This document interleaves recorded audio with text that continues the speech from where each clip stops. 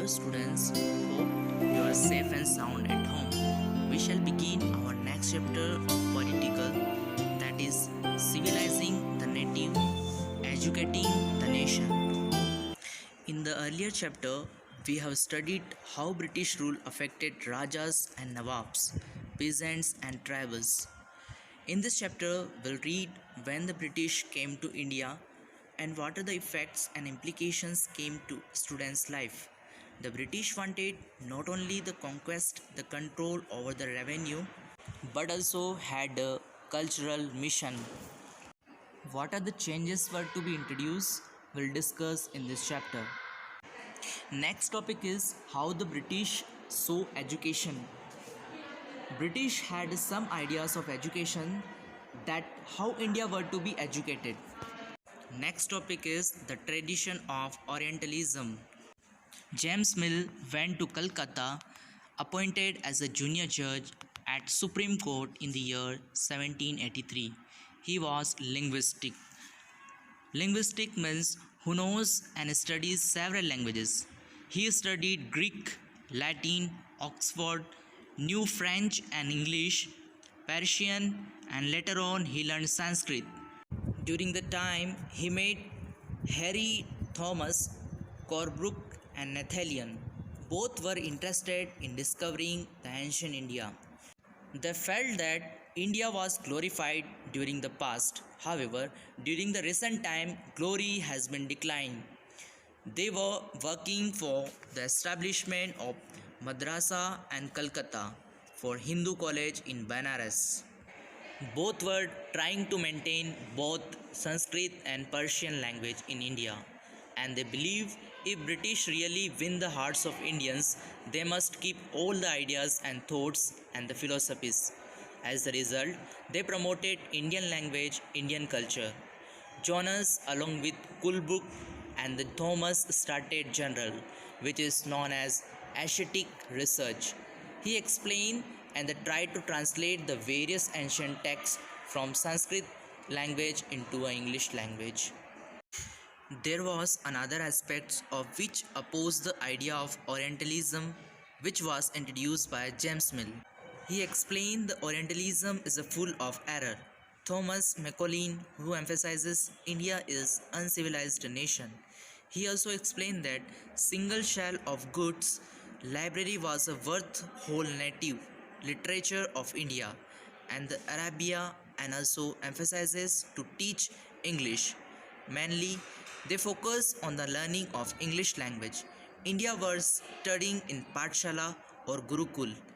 Each Pathshala had 20 students. There were more than 1,000 of Pathshalas.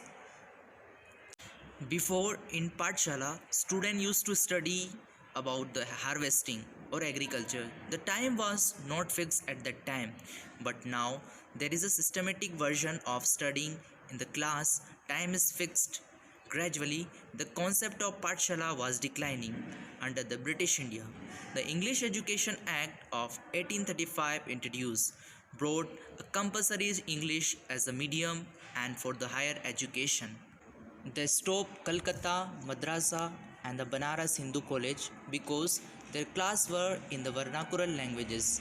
Gradually, the English textbooks now began to be produced for schools. Next topic is education for commerce. In 1854, the Court of Directors of East India Company in London sent an educational dispatch to the Governor General in India, issued by Charles Wood. It emphasized on the European learning. English should be a medium of instructions, benefit of education, etc. Under these, Christian missionaries criticized practical education and promote the moral education. Sarampere mission started by William Carey under the British East India Company. During that time, printing press was started in the year 1800. Next topic is what happened to the local schools. We have already discussed that local schools, Pathshalas, there was no written text, only oral, no registrations of teaching, and the teaching was under the banyan tree and the Gurukul. Most of the time teaching was free of cost, no class during the harvesting time. Next topic is formalization of education took place. It was systematic method, time to time exam used to conduct. Later on, lot of changes took place and we could see the progress of education. Next topic is the agenda for a national education. There were two most important personalities here, Rabindranath Tagore and Mahatma Gandhi. They believed in educating, but their ideology was different.